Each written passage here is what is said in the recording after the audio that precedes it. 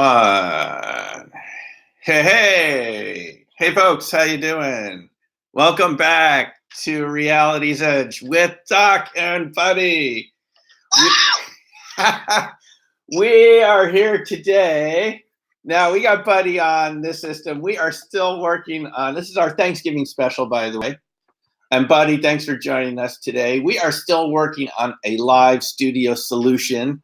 I have been trying out every possible sort of streaming system, Bud, that works with YouTube for a couple weeks. And for one reason or another, it has just hasn't completely clicked yet. Just little things like the license key wasn't sent. I have purchased some of these systems, but it's just I know once we get it, it's going to be good. We will have you on the screen integrated with a logo and everything that you see those other streaming systems do, right? Even a little news feed at the bottom. We'll have a news feed at the bottom, all the stuff, because those are all included. And I have been looking for the simplest solution, folks, not the most complicated one. For one reason or another, we tried one and the audio wasn't working a couple of weeks ago. We tried it in different ways and fiddling around in the Mac audio. Anyway, we will get it. So for the moment, Bud, we have got you. I'm just going to fold this back. We've got you on my iPad here. This is really cool. Doc, I think if nothing else, this has obviously been an effort for months now that we've tried to integrate these different things, and you've been working so hard. And if nothing else, it is a lesson in tenacity for our audience. Yeah. So the audience, we've got a couple people here. We've got C5 Kent from the UK. Welcome. We've got we got Sebastian here and the usual crew.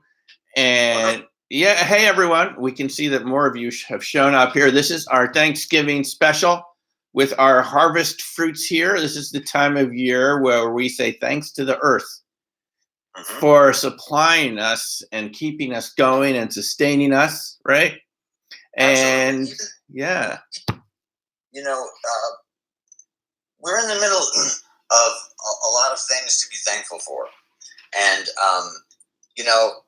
I'm very thankful for so much. And we've had a really fun year together, Doc, and I've learned so much with you and our audience. You named a couple of really cool people who are our audience members. It's been a really amazing year, and I'm just so deeply thankful for you, and I'm so deeply thankful for the audience members and this incredible, intellectual pursuit that we're on. And, we know in our hearts and in our minds that this is the most important question facing humanity potentially ever. Yeah. And at the forefront. And this is really exciting. We really are on the edge of reality. Yeah, I like that. No, but I feel the same way. We have the greatest fans on YouTube that I know about. I guess other channels have fans. We have great fans here. A lot of people are showing up. Hey, folks.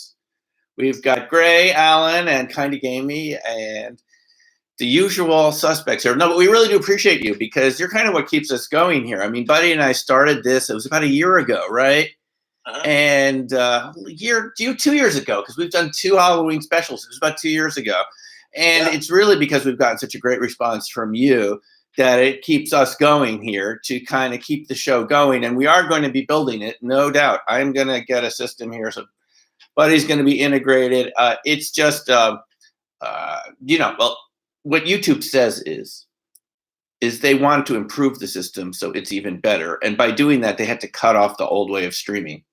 There were a lot of complaints, but people said, hey, it worked. But YouTube said, look, it wasn't working great. It was cutting off. Some people's systems weren't working, so we had to upgrade it. So it's a little more complex. And there's a streaming key, and I just have to integrate that with there are about 5 platforms that work with the Mac, and I just have to get one of them working properly. And we will find one that works, or I'm pretty close. And it'll give us a lot of functionality here. So we're still doing it today, the old-fashioned way. I know, but we've gotten some comments. People have said, can't you figure this out already, the audio? Well, look, it takes a little time. We're working on Mac, and these things are really have been designed for PC. And they're kind of complex. There are some ones that work, and they're very complex, and some of them cost a lot. And we will. It's yes, we will get it. Now I have to agree with you, buddy. Hey, we got Super Sleuth here. No, but I can't freaking topic than what we're talking about here on this channel. We're talking about some major scientific breakthroughs that not only have to do with us, they have to do with other species and other types of consciousness. And we don't have clue one what the F is going on here anymore. Isn't that awesome? And this is awesome. We're in the middle of some freaking mystery, and you're a part of this too, because Buddy and I don't totally know what's going on. All we know is the description of reality you and I were given. I grew up in this area. I'm back in New York with Mom for Thanksgiving here. The description of reality we were taught in school, Bud, is not complete. Can I repeat that? Not complete. Or accurate. There is a lot more going on in the universe, and no one has wanted to tell us about it until the Navy incidents recently where they said we have to come forward because obviously something else is going on. It's wonderful to admit what you don't know. Right. Human beings always want to feel like we're in control, we're in command of things. That makes us feel more comfortable in our space. But it's also a very powerful thing to be really honest with yourself and say you don't know. And you and I have explored and I have unlearned a lot. I like to say, doing the show with you, I like doing this show because it's fun. I really, would want to do this show if there was, 2 audience members who are awesome. Yeah. And, we are unlearning, and there's a lot of different things going on here in intellectual pursuits that are very valuable to explore. And I think there's plenty of things that we can, by conjecture, but logical conjecture, based on the evidence that we have, and we have to be very discriminating about what we consider real evidence, we can really make truly deep insights into this phenomena. We can make advancements in the field. Because it's an edge phenomena, you can make it different. You can advance this quest, this search. And you couldn't have a more important search than the fundamental nature of reality. We had a couple thoughts of some ideas of stuff to pursue, some notions for today. But Doc, how do you want to handle today? Do you want to take topics from the audience? I had a great fun topic we could explore, but no. Why don't we explore one of your topics? I've been talking a lot recently on the History Channel. I was with the IMH. Oh, thanks. The IMHO Love Guys on YouTube last night. They have a streaming channel, Tan Talk. I figured out why it's called Tan Talk. Hello, it's from Florida. I was with those guys last night, Lou, Angel Wolf. I had met them over at Laughlin. Yes. Your audio tipped. Oh, sorry. I thought you were pointing at your Ferengi ears there. No, it sounds like your hand's over the mic or something. Oh, sorry. I might have been blocking your mic because I'm holding it up.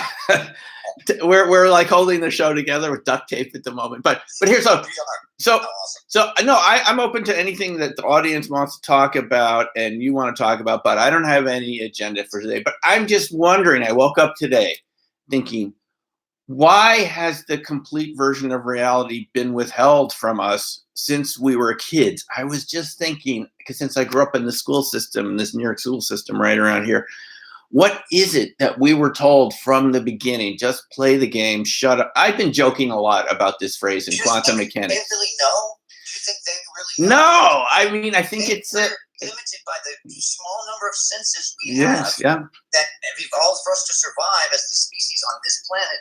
But we should realize that there may be a lot more senses out there, and there could be a lot deeper, richer of a reality, as evidenced by, 90% of the universe being dark matter and energy, and us just being that much. No, but it's true. I'm not saying there's a control group out there.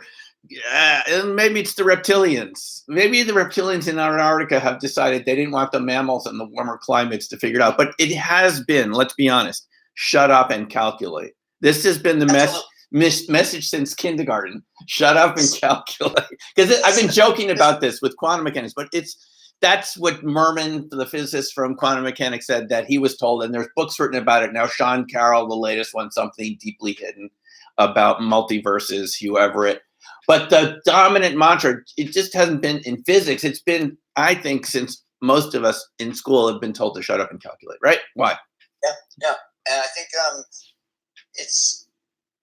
there are topics that we have definitive evidence on that the general public just doesn't know about.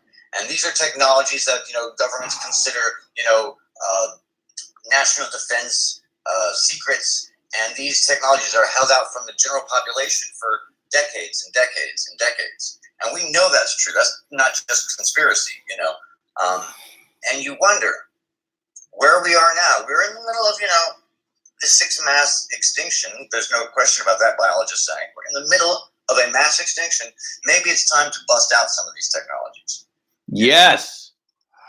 Well, I am encouraged the way they've been using drones to save some of the animals in Africa from poaching.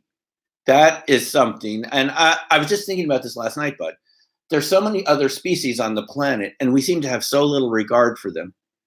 The way we live our lives, we're not planning their existence into our, you know, our plan. And it's wrong, because we need these other species are part of the planet too. They're where would we be without a lot of these other animals?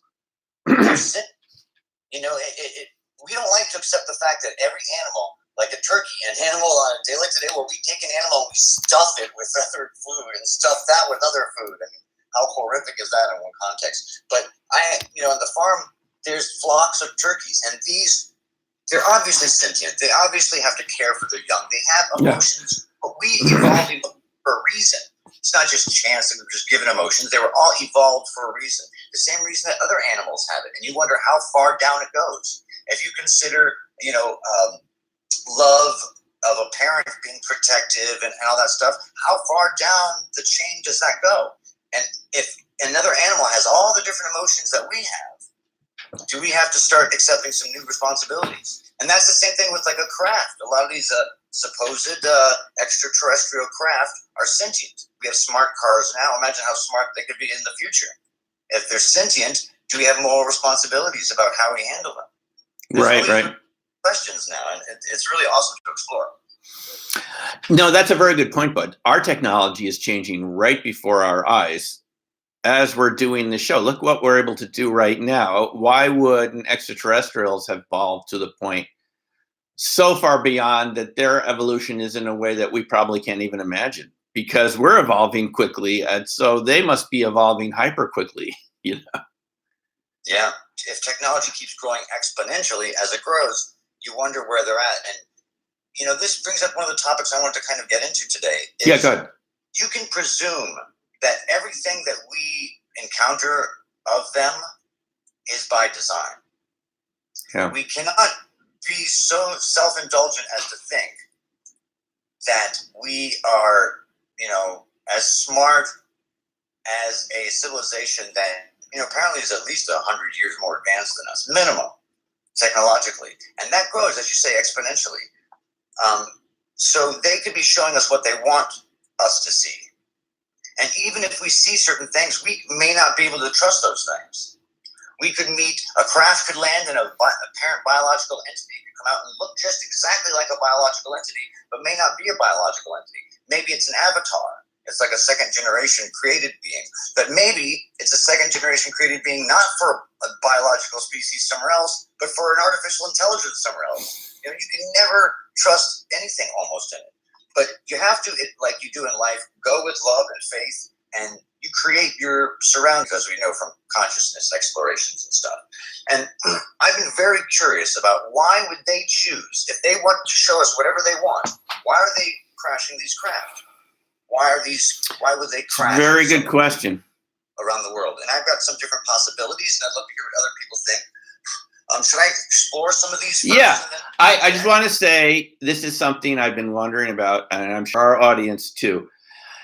When we interact with extraterrestrials, since some of them seem far more evolved than us in some ways, is everything intentional? Are we like just little kids? Are they just handling us with like kid gloves, and we think, well, oh my God, they've crashed, and we get, is that staged? So let's get into that, because it's a great topic. So go for it.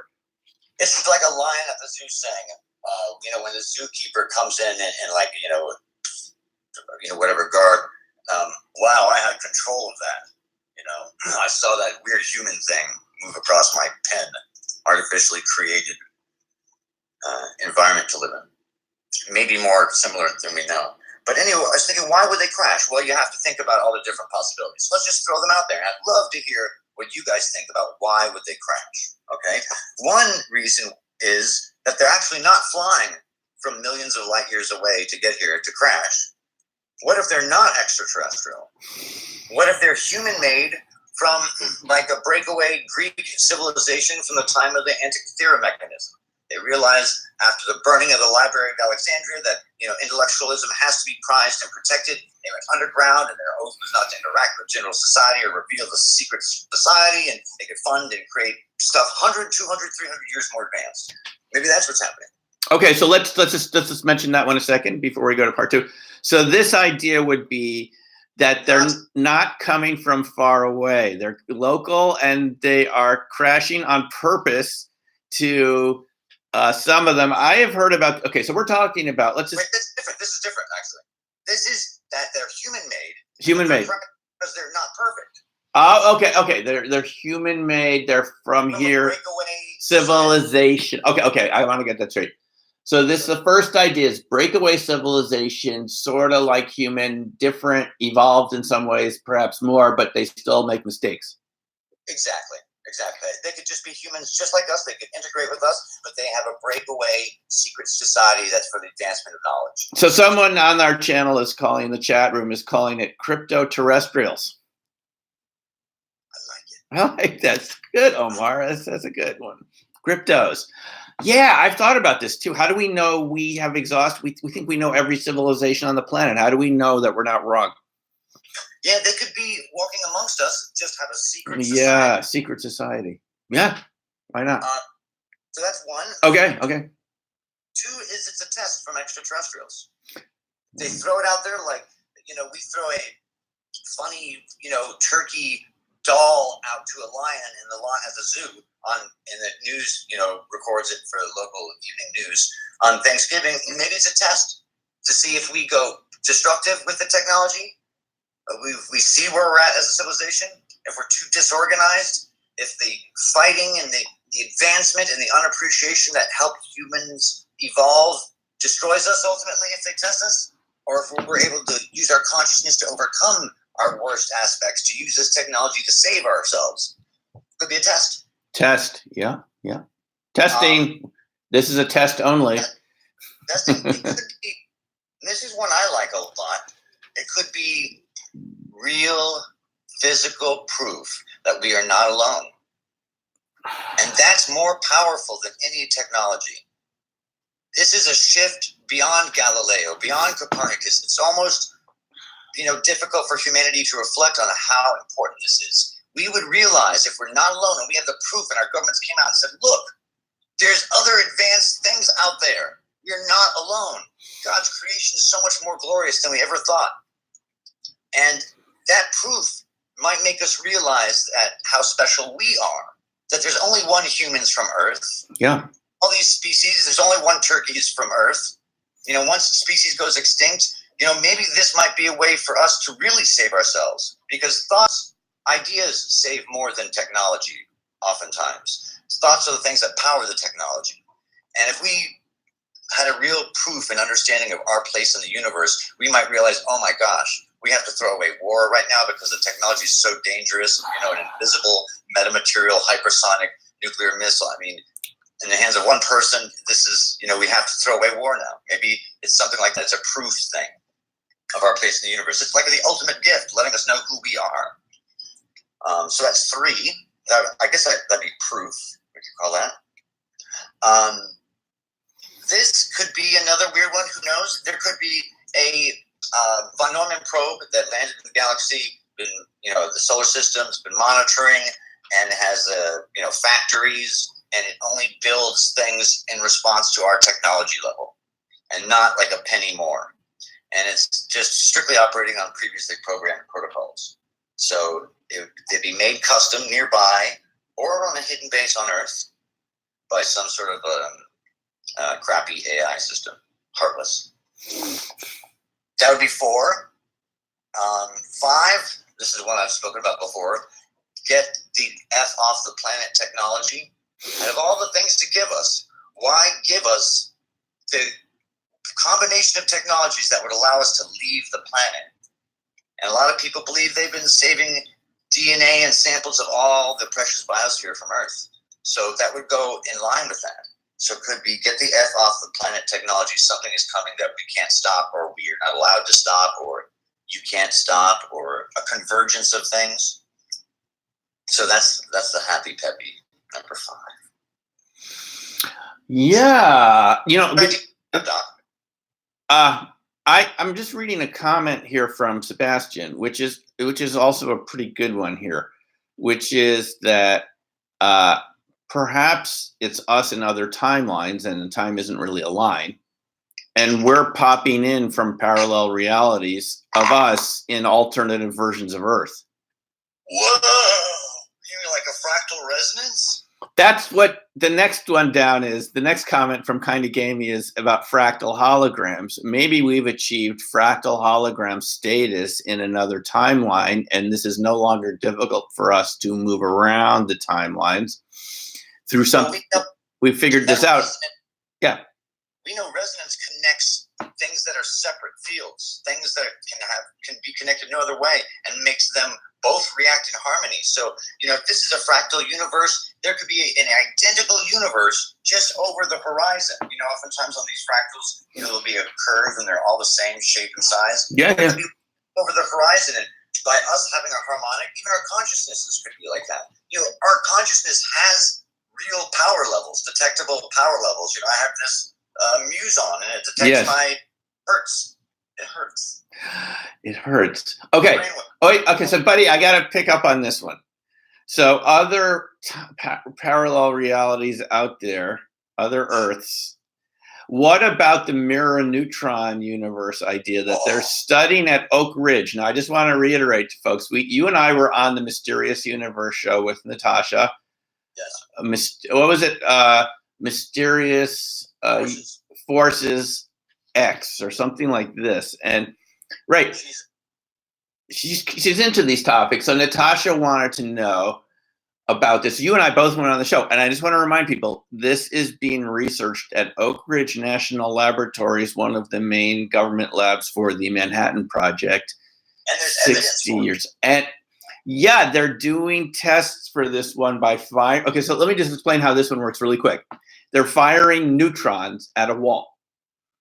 If the mirror neutron universe theory is correct, some of the neutrons cannot get through walls. It will block them, right? Neutrinos will, but not neutrons. Neutrinos are really tiny, but neutrons are kind of subatomic scale. They're going to get blocked by the wall. But if they are disappearing into another universe, some of them should appear on the other side of the wall because they disappeared at that exact point where the wall showed up, and then they're reappearing again in our timeline. These are neutrons that are kind of sharing their existence in another universe. The mirror, yeah, exactly. They're going back and forth. And so they should reappear. Some of them should reappear again after the wall. We haven't heard the results yet from them. Now, I just want to say, I know to me that would have sounded like science fiction 10 or 20 years ago, but now it's actually being studied by a government lab. And what these extraterrestrials could be, some of them, I mean, I don't think any of us are saying we have the total explanation. Some of them could be beings from this mirror neutron universe that found a way to get over here, it's us, riding these neutrons that share themselves with two universes. It's in one parallel universe, not many. This is just one particular one that is being sent. We had a fun discussion about this because it's kind of a cool notion because it's not, it's a yin and yang kind of thing. It's a mirror universe. And I just love that notion. And if it is a mirror universe and we're just sharing the neutrons, everything else would basically be the same except for that weight differential. I think there's some weight differential about mass, whatever. And it's just technical stuff, But I would think that the other universe would be identical, just a mirror, a yang version to our yin. So I could communicate with me there. And it would probably be more likely that I would somehow be communicating with me. But I wonder I think the other universe is like 10 times, has some sort of mass differential. Five more times more mass.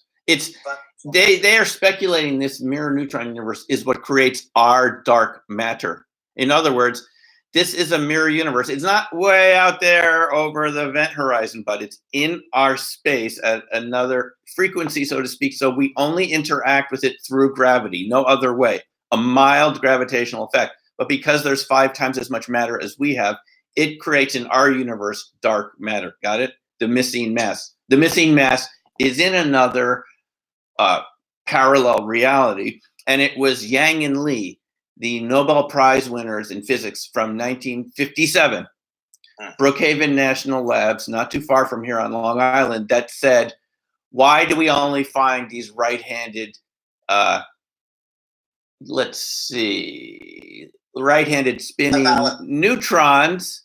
The chirality issue. So yeah, the left hands have to be in a hidden sector. I think I got it right in terms of the spin. They're missing the spin, and they said they created the word hidden sector back in the 50s. But wow, hidden sector. Now we are dealing with this hidden sector right now because I'm going to suggest, folks, that stuff is popping out of the wormhole. It is coming, and we're seeing some of it right now, and we don't know what it is, but maybe it's coming from the hidden. Maybe coming from. Maybe that's how the universes keep each other alive. You know, it's hidden sector sharing. It's like a time sharing economy. Share your particles. Come on, be generous. Yeah. Share your particles with another universe. They need a little help too. So these particles do double duty. They work in our universe, and they say, "Hey, gotta go. I'm needed over in Sector 9 in the other universe. I'm going to split over there for a microsecond. I'll be back. Don't worry. I'll be back." And they show up. It's amazing how the whole universe, or maybe both, or likely both universes, is all so much emptiness and just these forces, really, and frequencies that hold things together. And the things that they're holding together are so tiny and so separated on such a scale as it makes the universe look cram-packed. I mean, the distances between, electron shells even is incredibly distant.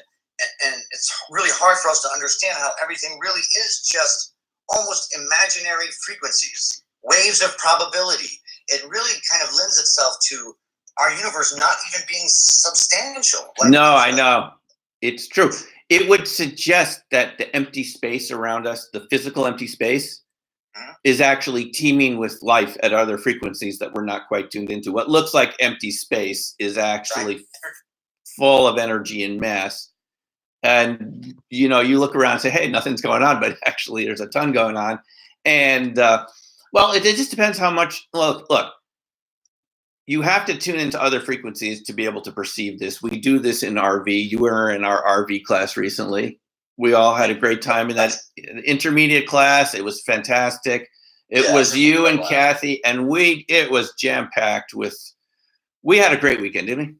It was incredible, and I have seen some great results from a class, and I think you're really not only teaching the best method, you're actually preserving kind of like a treasure from Ingo. And Ingo really knew human psychology well, and he knew the art of intuition well. And, as an artist and a painter and all this stuff, you really brought that to life, and I think the results spoke for themselves. They were staggering. The results were staggering.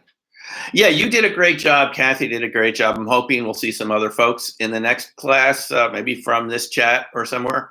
And I have to agree, if you read Ingo's books, he had a deep understanding of the human condition. One of his books is called Reality Boxes. This is actually what we're talking about here, folks. We've all grown up in a box from our culture. It's not a bad thing. It's just a limited thing. Got it? It's not inherently bad. It has survival value. It obviously has some reason for being here because it's been around for a while, and our societies have these boxes. And there's nothing wrong with these boxes inherently because we do need to focus on practical things every day just to survive and take care of things. However, it's limited. It's limited, and we're discouraged from going outside the box. And perhaps some societies have gone way too far in keeping us from straying to look outside the box. Now, when we do RV, we're giving you permission to look outside the box, let your subconscious find what it's going to find. And lo and behold, with a practice target, it's going to say, yeah, sure, I'll do that. No big piece of cake. I eat that for breakfast. I'm going to describe your target. And there we're sitting there, and Buddy's describing this hurricane that we've got to pay. Kathy's describing, in the last class.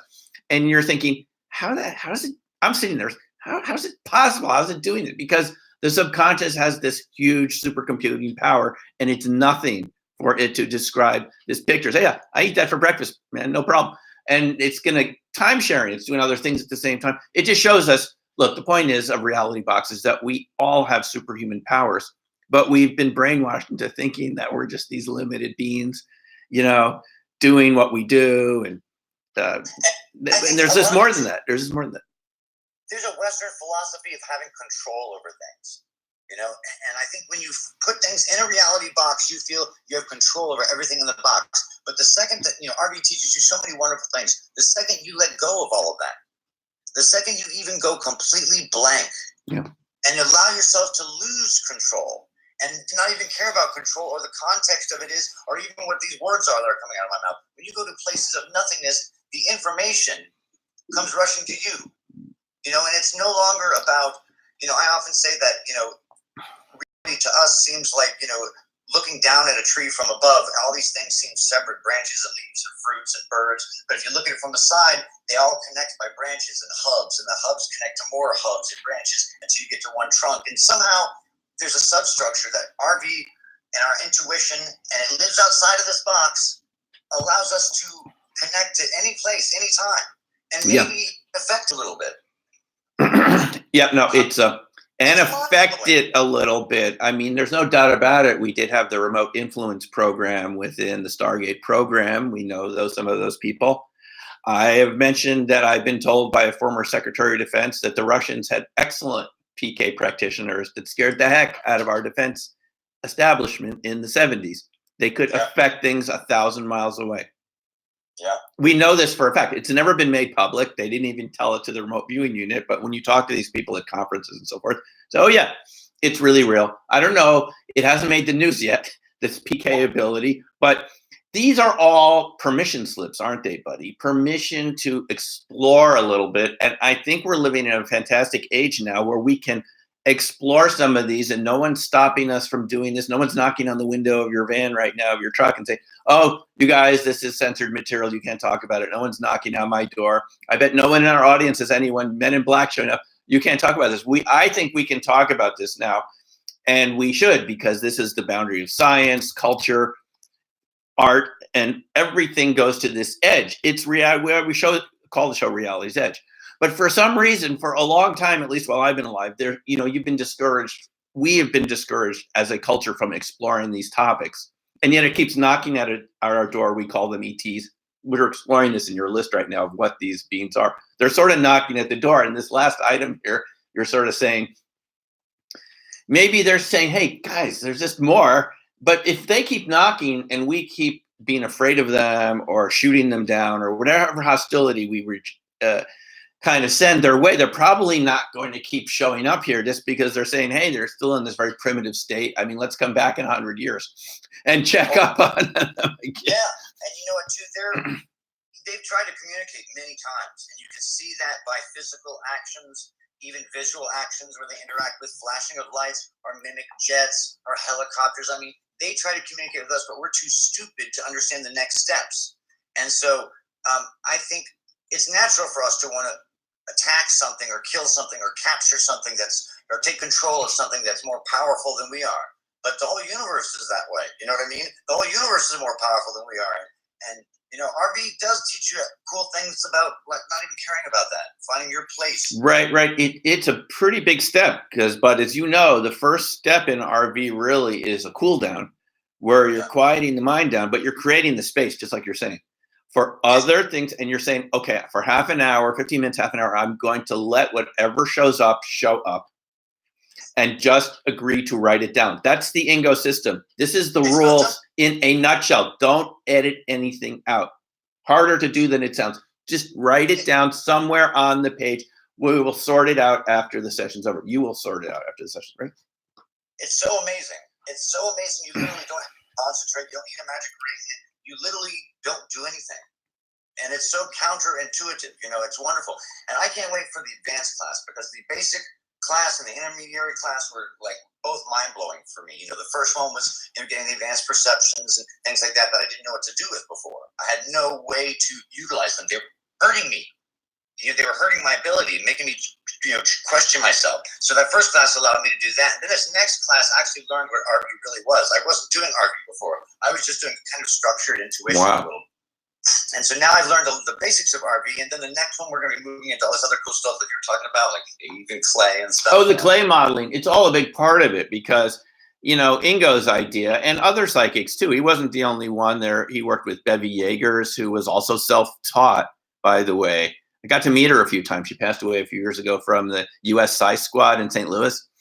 Yeah. And she had gone over to Russia with Ingo, and they had met the psychics over there.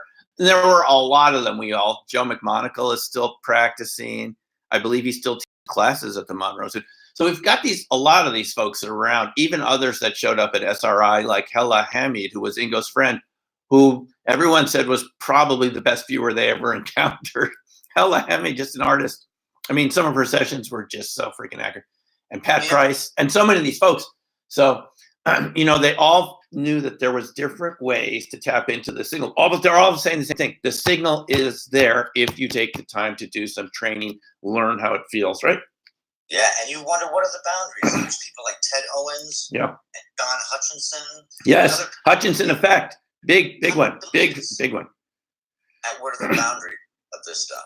Well, you decide what your boundary is. Look, not what else's boundary is. The point of this is to give people permission to explore it and to say that it's okay and nothing bad is going to happen. Your society is not, the society, we're not going to kill you from exploring these topics. But there was a time when we did.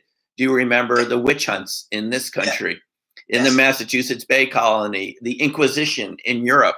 How many women were burned at the stake or drowned? I mean, it's horrible. It's like a horror movie, our own culture. But the amazing thing is, here we all are right now, all of us in the room right now, at the chat room, everything. And no one is going to do that to you now, right? That I know about legally. They will not stop you from exploring RV, psychokinesis, all these really cool things, dream, and we can talk about it. And science shows that it's real. And that's the main thing, is to move beyond the fear. It's amazing, too, that you can go to the CIA reading room and read a document, and they even have video on it and all this stuff about the Chinese program. Yeah. And the Chinese program had high-speed cameras that showed people able to move like toothpicks in and out of test tubes that were locked inside of a suit. Oh, is that really? Really? Oh, crazy stuff. You've seen the video of this? Yeah, and also they captured one frame where it's halfway through the glass. And it's just like, blah, blah, blah. Halfway through the glass. I'm going to stop for a second. You've seen video where the toothpick is moving? I've seen video. I saw the still image in the CIA document. Oh, in the CIA document of a toothpick halfway through the glass. I think it's a toothpick, yeah. Something like that. I mean, how did you, when you saw that, how did you react? You think, of course I knew that was true. Fingers on the microphone, I can't hear you. You're saying, when you saw that, how did you feel when you see this toothpick halfway through the glass? I'm one of these people, as you know, who is actively working in the field. Right. People, and I am not afraid to try anything, and because of that, some incredible, really cool things have happened. That thankfully, there's been other people there to witness, or sometimes people will doubt themselves. And I've been in scientific scenario after scenario, and I know beyond a shadow of a doubt that the human mind can affect physical reality around you in ways that are astonishing. But you can increase your chances by knowing the universe's kind of sense of humor, too. Knowing the way the universe kind of works. It's kind of like the Murphy's Law of the universe, too. You can increase your chances that way. I did an experiment on hermetic mercurialism, which is kind of that universal trickster, the Murphy's Law thing, with Super Sleuth, who is someone who's had a very, I'm not going to say the job, but a high integrity job. She's listening. She's in the chat room right now. She's listening. She's awesome. And we did an experiment with a crystal and put the crystal on an iPad. We were first doing it with a marble, and we both had a marble at each other's house, and like crosshairs, and we're trying to judge. I think you moved it, Super. I think you moved it a little bit. Then we were doing it with more solid objects, and wanted to snap toothpicks and things like that. And if you give the universe a little hiding space, a little bit of confusion, a little bit of chaos, the universe will say, okay, I will come in on that wave of probability way down here, and that's difficult. If you give me something, to latch on to the universe. And so Super Sleuth hid the crystal on top of the iPad somewhere. I think it was in a closet, and closed it, and then they both disappeared. and couldn't find the iPad for like weeks, and we were upset. We're like, please, universe, it was funny and all that, but return the iPad at least. And she ultimately got the iPad back, but the crystal's gone. Isn't that correct, Super? So that is, this happened at SRI when they were working with Uri Geller. Russell described a couple incidents where a lapel pin that he had been missing for 6 months showed up in an ice cream cone he was eating on the beach. They just went over and got some ice cream, and because Uri had said, "I will demonstrate to you that these things are possible." So they're just going to get ice cream. All of a sudden, the lapel pin is in the ice cream. Now, what do you call those? What are the name of these apports? These things that just apports is one. That apports? could be a teleportation. That also could be Uri doing sleight of hand and stealing it 6 months earlier and then sliding it into the ice cream. But a random vendor, they just pick on the beach. They just pick a vendor on the beach somewhere, and that's what your mind says. It could be sleight of hand, and sometimes this does happen. But there were a couple instances that Russell mentioned that he thought. Yeah, and it's like the floating arm. Yeah, the floating arm. Who saw that floating? Was that Hal Puthoff and Russell? I think so. Floating arm. Someone else was driving with Uri down the road, and a UFO flew over them. So yeah, I got a better one. I was with a scientist, and a UFO was off in the distance. You had the video of that. We talked about this last summer. You've had this happen too, bud. Right? Yeah, I think we all are tricksters. We all are, skinwalkers. We all are ghosts. We all are the edge of reality. And our brains, our minds, our lives, we live in our subconscious basically 95% of the time. Yeah. We only have 5% control of this little reality box, as Ingo calls it. The rest of it is literally subconscious. You don't control your breathing. You don't even control really the thoughts that come to your head when they come to your head. Am I really controlling this? Or is this all just an outcome of previous actions and left this moment predestined? That is what scientists have. It's not just you, but scientists really want to know who's in charge or what's really going on. That whole book, The User Illusion by Tor Noratranders, The User Illusion, for folks that want to look it up. It's translated from Danish, so it's a little chunky to read, but it was a favorite book of Ingo's. I discovered it quite a while back too. And that's what he asks in the book, Bud, is who, the conscious mind is such a small percentage of our whole mind that who is actually running the show. It boggles the mind. Yeah. I just have to have we had a comment here from Sleuth a few minutes ago. So Sleuth said that there was a Star Trek episode where they send out a probe and it comes back from the future looking for its creator. It's like reemerged from the timeline and it's looking wow. And they had this on the new Star Trek Discovery. There's a new season. There's a new series called Star Trek Discovery. I think season 3 is about to start, I think, in January again. I've been really enjoying it. And because Sleuth mentioned this, now this is also, they played this out again where they go out to discover some space-time anomaly. They send out a probe and it comes back, half an hour later in a totally modified form, trying to destroy sentient life and trying to get into their ship because it's now in like an alternate version in the future by who knows how many millennia, and it's now evolved to not want to be part of human society anymore. Yeah. So science fiction can play a role in getting us to think about these topics, but isn't it true that science fiction of today tomorrow becomes the fact of today?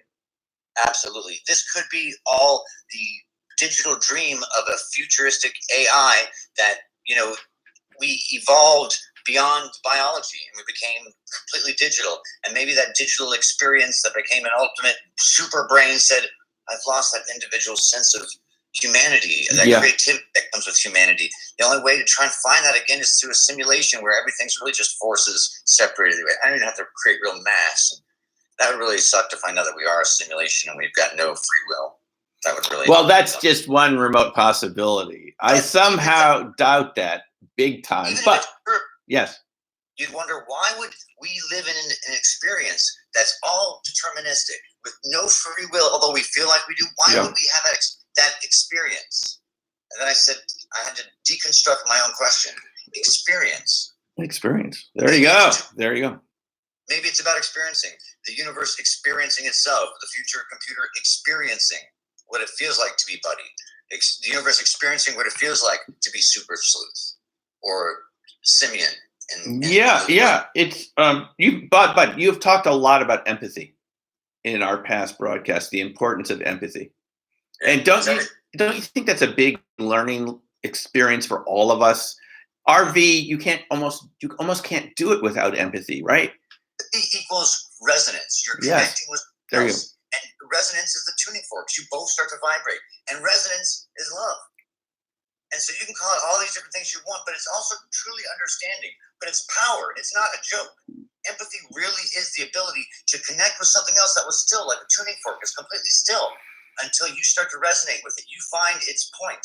And this is how all the stuff I do basically works, is I keep looking for that point. And if it takes me 10 minutes, then suddenly you'll get that point, and you will get control. Not necessarily control, but you will be riding the wave. Resonating with it. Resonating, and you bring these two things that were separated before together in harmony, in love, and empathy, and in resonance. You talk about those two dockets, the fractal resonance, resonant viewing.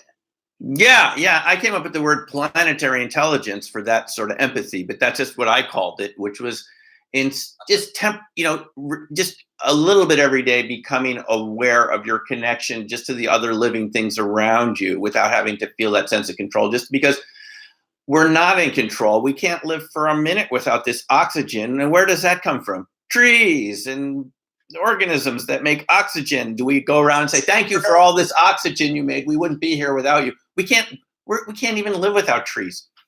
That's the point. We can only live at a certain altitude too. Right. Limited altitudes. We are so fragile. The second we leave the planet, we're embedded in this ecosystem, but we have this illusion that, well, it's just kind of a nice thing to have around, but thank you. I'm on my way to the store to buy something. Don't bother me with this ecosystem stuff. It's like only living in a house. There's no existence outside of the house. Yeah. But the house is burning, and you're like inside playing video games. Yeah, right. That's what it seems like. That's where the empathy is so important, because it's not just that, it's nice to have an ecosystem around. It's like we don't exist without that ecosystem. Also, inside of ourselves is this microbiome. And increasingly in Science magazine, New Scientists, there is increasing research on how do the things that we eat, the pharmaceuticals that many of us take, how is that affecting the microbiome? Because it may look good in a petri dish, but when you put it in with another couple 100 billion types of organisms in your own system, how does what you're doing affect them? Because without them, you're not alive either. It's amazing. You are not here without your microbiome. It's amazing what they found out the microbiome does, and that we really are a system of living things. We see things at our scale of size, right? But zoomed down, we are a system. We are a miniature recreation of the earth almost, where there's all these different things working together, living things all over our bodies, even little buggies that only live in our eyebrows. There's a specific bug that only lives, I think, on eyelashes. Oh yeah. There's different things that live in our skin that are good for us and bad for us. And if we don't, as children, get exposed to some of these things, we don't build up another bug inside of us that helps defend us in the future from stronger versions. I mean, it's fascinating, huh? Because we're a symphony. A lot of these, Bud, just exactly what you're saying, they're finding that a lot of these are kind of like neutral. You could, they seem to be living in you or on you. And there's no obvious function. What they're doing is a direct benefit. But what they find is if they remove them, like they'll do in a mice or something, the more negative ones, the ones with a destructive effect, will start invading really quickly. So what the other ones were doing on your skin, for example, there's 100 different type of bacteria. Wow. That are not you. They're a whole different genome, everything. And they're like placeholders, because if you don't have those, all of a sudden you get these really horrific infections. Wow. The flesh-eating type show up, the stuff that eat you. But if you have a healthy microbiome on your skin surface, and folks, you could just think about what sort of detergents and disinfectants you're using, because a lot of these are not they're antimicrobial. Well, wait a minute. You need those antimicrobials because they're keeping out the flesh-eating bacteria, and they're not charging you very much just to hang out and keep the bad guys at bay. So those, yeah, good. That grow up in too sterile of an environment have weakened immune systems. So Right. This was the big findings, that kids that have grown up on farms don't have the same level of allergies as the rest of us. Somehow growing up in a so-called dirty environment makes you less prone to allergies later on. And so this is the big irony of the modern way we live. This is a whole nother topic for another show, bud. But the things that seem convenient are actually hurting us in the long run because they weaken the parts of your system that are very good at fending off infections and other things. And if those immune system components don't have something to do, if they don't have a low-level infection to fight, a low-level fire to put out, they are going to start attacking your own immune system because they're bored. Yes. They get bored. They need to have a low-level fight with something. And if it's not some sort of other bacteria from outside your system, they're going to attack your nervous system or something like this. Because they have nothing to do. They're bored, like bored little puppies or something. We need something to play with. Yeah, it's amazing. We really are a symphony of all these different cells. And each cell behaves as if it's its own creature. And when you really look at cells and how they operate and how they follow a plan, and it's really, really fascinating. What an incredible symphony of all of these different creatures and bugs and yeah. It's amazing. And ultimately, as you keep going down, it's just the most wonderful, artistic creation you can even imagine, because ultimately it's just a dance of frequencies. Everything's separated. Yeah, it's moving around, it's dancing, and we're not in control, but we don't need to be in control because the universe already made it work. You just have to be the steering mechanism, what you're focusing on, what decisions you're making, and that's why we're saying the empathy is so important here. I mean, I sort of like Omar's comment here. He's talking, and this is an important point, and we don't have to talk about this a lot, but it's something worth mentioning. He says, meanwhile, plenty of remote viewers out there dedicate their efforts to enriching themselves rather than enriching the human condition. Now, I have to say, Omar, this is something I've been aware of since I got involved with this 20 years ago. And I've always oriented my actions just sort of teaching other people how to do this. And there are other viewers that, they've hired themselves out. And I'm not saying that, I don't think that's wrong, because it's sort of natural for humans when they discovered a new tool. Let's see if we can use it in some way. But I do have to agree with you, Omar, in the sense that it always seemed to me there was something about RV that's bigger than all of that. Just using it to make a stock market prediction. And again, it's not wrong to do that. I just see it as a very limited use of something that's like this amazing telescope that can take you to the limits of the multiverse, and you want to use it just to get more persimmons. I mean, it's okay, but there is other things you can do with it besides just using it for your own particular gain. Yeah, go ahead. But what's your comment? Words. You show that in action. You have so many videos about helpful videos for people who want to learn remote viewing, and they're really valuable. Oh, thanks. You're passing on that knowledge, and this is something. It's like a flower. It's like charging for a flower. Almost. It's to me, I totally understand. I never charge for a viewing or no, stuff. That's right. You don't. It's not really mine. It's the universe's, and it's my honor. And they're allowing us into these sacred, precious spaces where they don't even have options. And we should respect that. It's almost like a doctor's, the Hippocratic Oath. This is the yes, the Hippocratic Oath.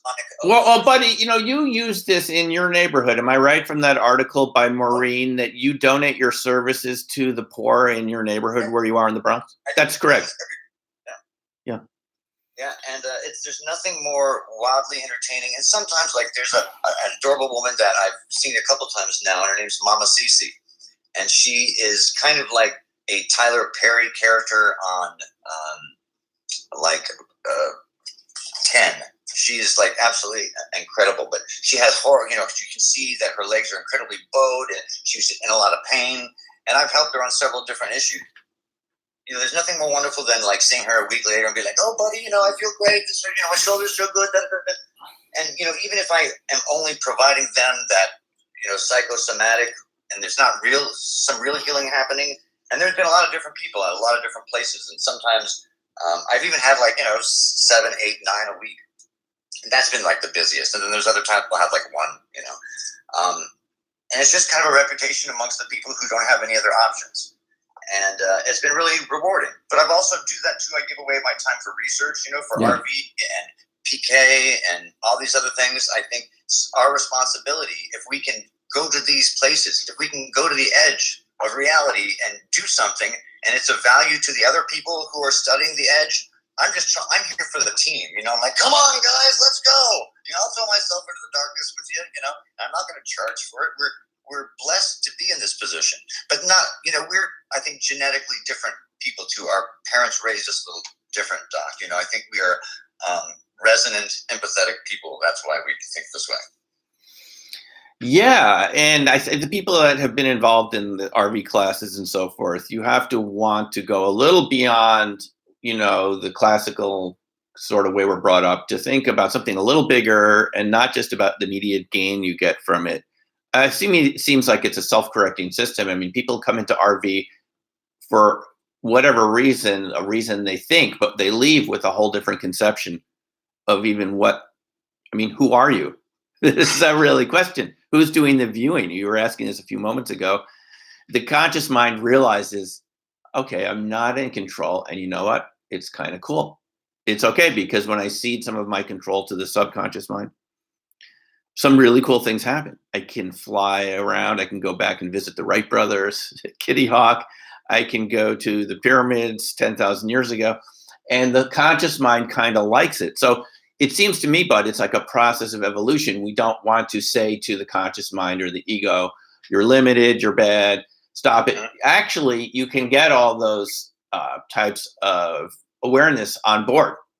Once they see that there's a bigger prize out there, we all need to do things every day to physically survive. And that's just the way, the nature of physical reality. But it's just kind of cool to see that there's another system out there that feeds back in.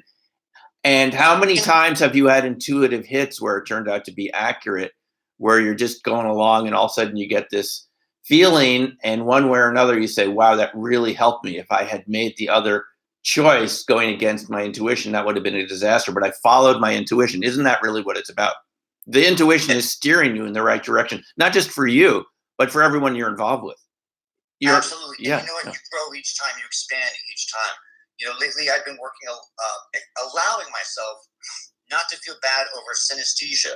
Synesthesia is something I had as a small degree, or limited, I would say small, but and the way I saw numbers and smells and sounds and different things, and they are sometimes combined, and you're taught to think that that's weird or bad or whatever, but as you get older, you're like, oh wow, there's nothing better to give you a more accurate reading of something than to have multiple sensory things giving you feedback on something. If it's just one thing and you feedback on smell, you're only getting a smell perspective.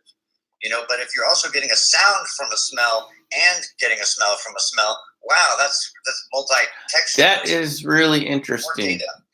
Yeah, now this isn't something I've experienced a lot, but you're describing something that's very common in RV for some people and very important, which is the senses cross over, and all of a sudden you're hearing smells and you're seeing temperatures, things like this.